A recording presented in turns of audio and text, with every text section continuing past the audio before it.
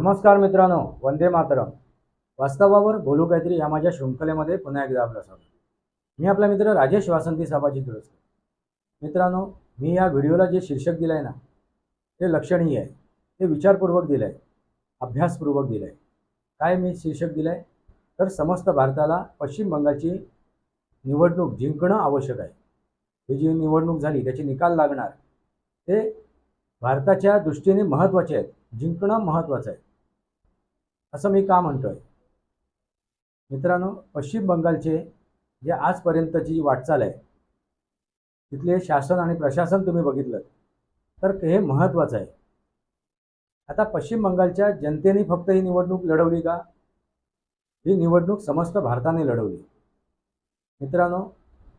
कारण का तर गेल्या काँग्रेसच्या कार्यकालामध्ये, नंतर CPMच्या कार्यकालामध्ये आणि आता त्या तृणमूल काँग्रेसच्या कार्यकालामध्ये जी काय तुम्ही अराजकता बघितली त्या पश्चिम बंगालमध्ये, म्हणजे काँग्रेसच्या कार्यकालामध्ये तुम्हाला इंग्रजांची विचारधारा पाहायला मिळाली असेल. त्यानंतर CPMचं जे शासन झालं त्या शासनामध्ये तुम्हाला डाव्या विचारसरणीची म्हणजे चीनची प्रभुत्व तुम्हाला दिसलं असेल. आणि आता जे तृणमूल काँग्रेस यांचं जे तुष्टीकरणाचं राजकारण चालू होतं त्याच्यामध्ये गजवा हिंद ही विचारधारा तुम्हाला पाहायला मिळाली. म्हणजे या भारतामध्ये अशांती कशी राबवायची, माजवायची याचे प्रयोगच केले गेले त्या पश्चिम बंगालमध्ये. ही प्रयोगशाळाच होती ही पश्चिम बंगाल. आणि या प्रयोगशाळेमध्ये, त्या प्रयोगामध्ये पश्चिम बंगालची जनता भरडत होती. त्यामुळे गेल्या 2019मध्ये जी निवडणूक झाली त्या निवडणुकीच्या दरम्यानसुद्धा भारतातील समस्त जनता काय म्हणत होती तर पश्चिम बंगालवरती राष्ट्रपती शासन लागू करा, राष्ट्रपती राजवट आणा आणि तिथील सत्ता उलथवून टाकून परत निवडणूक आणून निवडणूक लढवून तिथे एक शांती प्रस्थापित करा. तिथली जी एकात्मता आहे, सुरक्षा आहे ती अबाधित करा. अशी विचारधारा पूर्ण या भारतात वाहत होती. म्हणजे भारतातील प्रत्येक नागरिक हा विचार करत होता त्या पश्चिम बंगालबद्दल, त्या पश्चिम बंगालतील जनतेबद्दल. मित्रांनो, 2021मध्ये जी निवडणूक झाली पश्चिम बंगालमध्ये, त्या निवडणुकीपूर्वी, निवडणुकीच्या दरम्यान आणि निवडणुकीनंतर तुम्हाला काय पाहायला मिळालं असेल तर दंगली आणि हत्याकांड, आणि ते सुद्धा हिंदूंचं. आणि नुसतं हत्याकांड नव्हे तर हिंदूंचं पलायनसुद्धा पाहायला मिळालं असेल. त्या पश्चिम बंगालमधील हिंदू जनता तिथून पलायनसुद्धा करत होती. म्हणजे किती अराजकता माजली होती. म्हणून मी म्हणालो तिथे गजवा हिंद करण्याचा प्रयत्न चालू होता. आणि हे गजवा हिंद करण्यासाठी पोषक जी परिस्थिती निर्माण केली होती ती या तृणमूल काँग्रेसने, ममता बॅनर्जींनी. आता ही परिस्थिती हाणून पाडायची असेल तर ते राज्य जिंकणं आवश्यक आहे. आणि ते राज्य जिंकण्यासाठी मी म्हणाल्याप्रमाणे, हे शीर्षक दिल्याप्रमाणे समस्त भारतीय जनता त्या राज्याची निवडणूक जिंकण्यासाठी प्रयत्न करत होता. मित्रांनो, आता ही जी निवडणूक झाली त्या निवडणुकीच्या दरम्यान सुरक्षा यंत्रणा केंद्रातून आणण्यात आली. केंद्राचं शासन आणि प्रशासन कामाला लागलं होतं ही निवडणूक शांततेने पार पाडण्यासाठी. मित्रांनो, आणि त्या प्रकारे ही निवडणूक शांततेने पार सुद्धा पडली. अशी मोठं काही दंगल किंवा मोठी हिंसा तिथे झाली नाही. छुटपुट गोष्टी घडल्या, छोट्या मोठ्या गोष्टी घडल्या, पण मोठा असा काय भयंकर, महाभयानक असा काय हत्याकांड झाला नाही. ते काँग्रेस, CPM आणि तृणमूल काँग्रेसच्या शासनामध्ये आणि प्रशासनामध्ये होत होतं. लक्षात आलं का? ही परिस्थिती आता तुम्हाला पाहायला मिळाली नसेल. म्हणजे शांततेने ही निवडणूक पार पाडली. का गरज होती?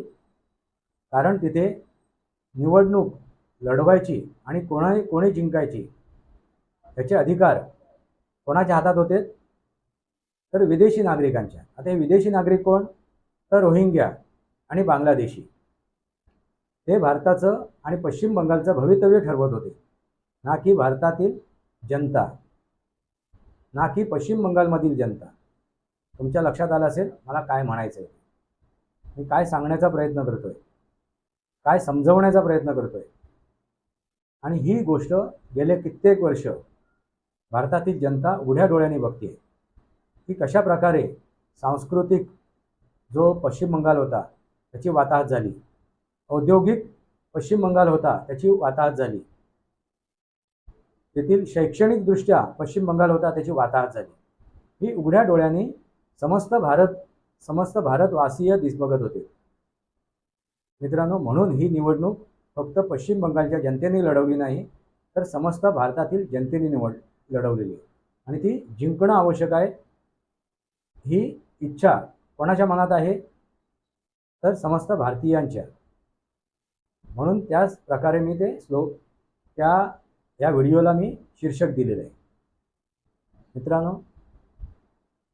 तुम्हाला केंद्रीय सुरक्षा यंत्रणा तिथे राबवावी लागली याचा अर्थ लक्षात घ्या, कारण राजकीय सुरक्षा यंत्रणा ही काय झाली होती, कमकुवत झाली होती, दिशाहीन झाली होती, अराजक झाली होती।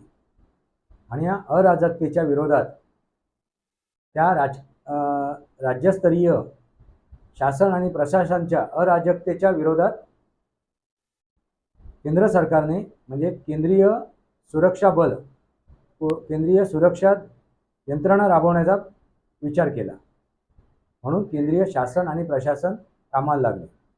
गृहमंत्री अमित शहा तिथे ठाण मांडून बसले होते निवडणुका पार पाडेपर्यंत, आणि निवडणुका झाल्यानंतर सुद्धा ते तिथेच थांबणार आहेत।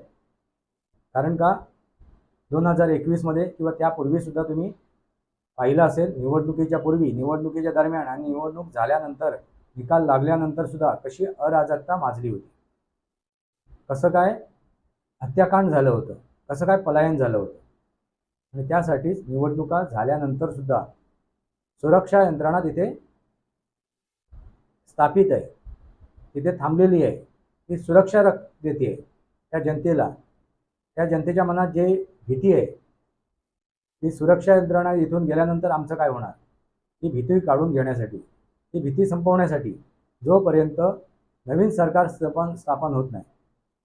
आणि मित्रांनो, ही निवडणूक जी लढवली गेली ती भारतीय जनता पार्टीला विजयी करण्यासाठी नव्हे, तर पश्चिम बंगालची जी अराजक सरकार होतं, तृणमूल काँग्रेसचं जे सरकार होतं, ममता बॅनर्जी जे सरकार होतं, ते उलथवून टाकण्यासाठी होतं।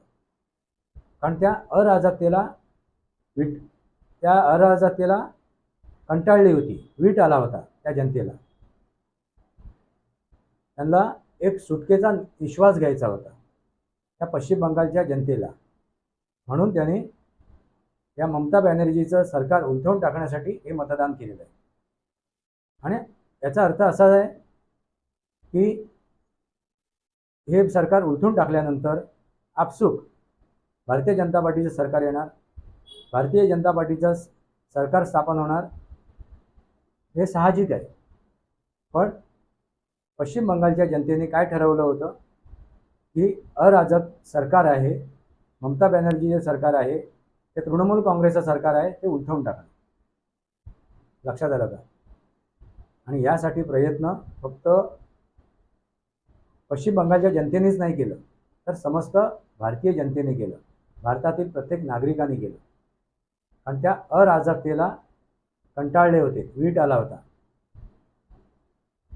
त्या हत्याकांडाचा वीट आला होता, त्या आया बहिणींच्या इज्जत लुटण्याचा वीट आला होता, त्या पलायनाचा वीट आला होता। आणि त्यासाठी केलेलं हे मतदान आहे। म्हणून हा जो विजय आहे, हा विजय कोणासाठी महत्त्व आहे, तर समस्त भारताला। दुसरी गोष्ट मित्रांनो, जे पूर्वेकडील राज्य आहे त्या राज्यामध्ये सुद्धा असंतोष आहे। मणिपूरमध्ये तुम्ही बघताच आहे, नागालँड, सिक्कीम असे जे पूर्वेकडील जे राज्य आहेत तिथे असंतोष आहे। तो असंतोष सुद्धा निपटून काढणं आवश्यक आहे। पण त्यासाठी सुरुवातीला एक उदाहरण म्हणून पश्चिम बंगाल जो धगधगत होता, त्या आगीतून त्या पश्चिम बंगालला काढणं आवश्यक होतं, त्या पश्चिम बंगालमध्ये शांती प्रस्थापित करणं आवश्यक होतं, आणि या समस्त भारताला ते दाखवून द्यायचं होतं। पश्चिम बंगालच्या जनतेने सुद्धा यापूर्वी मागणी केली होती केंद्र सरकारकडून की राष्ट्रपती राजवट लागू करा, राजवट लागू करा. पण भारतीय जनता पार्टीला, त्या सरकारला हे लक्षात आणून द्यायचं होतं पश्चिम बंगालच्या जनतेला आणि समस्त भारतवासियांना की तुमचा अधिकार आणि तुमची कर्तव्य ही खूप महत्त्वाची आहे आणि तुमच्या ताकदीने, तुमच्या अधिकाराने तुम्ही ह्या सत्ता उलथवून टाकू शकता. लोकांनी लोकांसाठी केलेलं राज्य आहे, म्हणजे ती लोकशाही, लोकतंत्र. ही ताकद लक्षात आणून द्यायची होती. शेवटी किती सुरक्षा यंत्रणा तुमच्यासाठी सुरक्षा करणार? तुमची सुरक्षा तुम्ही स्वतः करायला हवी. रोज मरण्यापेक्षा एकदा मेलेलं बरं, असा विचार करून शेवटी या पश्चिम बंगालच्या जनतेने बाहेर पडून भूतो ना भविष्यतो असं मतदान केलं. म्हणून 92% वरती मतदान झालं, भूतो ना भविष्यतो, तथाकथित भारत स्वातंत्र्यानंतर. लक्षात आलं का? आणि हे समस्त पश्चिम बंगालच्या जनतेने घडवून आणलं, दाखवून दिलं समस्त भारताला. आणि ही जी गजवाहींची प्रक्रिया आहे ती खंडित पडली. आता तिथे जे घुसखोर आहेत त्यांचं पलायन निश्चित आहे. आणि फक्त पश्चिम बंगालमधून नव्हे तर समस्त भारतातून त्यांची हकालपट्टी निश्चित आहे. आणि हे दाखवून देण्यासाठी ही निवडणूक झाली. भारतीय जनतेच्या मनात एक आत्मविश्वास प्रकट करण्याचा हा एक प्रयोग आहे. मित्रांनो, भारतीय जनता पार्टी हा हिंदुत्वासाठी लढतोय, हेही लक्षात आणून द्यायचं आहे. कारण जे का तुष्टीकरण चालू आहे मुसलमानांचं, आणि या तुष्टीकरणातून जे आजपर्यंत राजकारण झालं ते राजकारणसुद्धा निपटवून काढायचं आहे. म्हणजे यापुढे ज्या निवडणुका होतील त्यामध्ये मुसलमानांचं लागून चालन होणार नाही, तुष्टीकरण होणार नाही. त्याची एक भीती या राजकीय पक्षांच्या मनात निर्माण होईल. आम्ही जर तुष्टीकरण करत राहिलो तर ह्या भारतातील बहुसंख्यक म्हणजे हिंदू आपल्या विरोधात जातील आणि आपलं राजकीय अस्तित्व नेस्तनाबूत होईल. हे लक्षात आणून द्यायचं होतं या निवडणुकीतून. हा प्रयोग आहे मित्रांनो. समस्त भारताला, समस्त भारतवासियांना लक्षात आणून देण्यासाठी, जागं करण्यासाठी, सूचित करण्यासाठी हा केलेला एक प्रयोग आहे पश्चिम बंगालमध्ये. अराजकतेला तुम्ही निपटवू शकता, उखडून टाकू शकता. मग तो परप्रांतीय असो किंवा तो विदेशी असो किंवा आणखीन कोणी असो, त्याची अराजकता असेल तर तुम्ही तो निपटवून काढू शकता. हा एक प्रयोग होता आणि हा प्रयोग समस्त भारतीय भाषांसाठी आहे. हेच ते वास्तव आहे. म्हणून ही निवडणूक जिंकणं का आवश्यक आहे हे तुमच्या लक्षात आलं. समस्त भारताला का आवश्यक आहे, पण भारताच्या दृष्टीने तिथे जी सुरक्षा आणि एकात्मता ढासळली होती ती पूर्ववत करण्यासाठी. आणि फक्त तिथे नाही आहे तर अनेक राज्यामध्ये ही सुरक्षा यंत्रणा ढासळलेली आहे, एकात्मता ढासळलेली आहे. ती पूर्ववत करण्यासाठी हा प्रयोग करणं आवश्यक होतं. हेच ते वास्तव आहे. वास्तवावर बोलू का माझ्या शृंखलेला सबस्क्राईब करा, बेल आयकॉन दाबा. माझे विचार पडेल लाईक करा, आपले विचार कमेंट बॉक्स मारा. तुर्तास इतकंच. भारत माता की जय, वंदे मातरम. जय भारत, जय महाराष्ट्र, जय सनातन.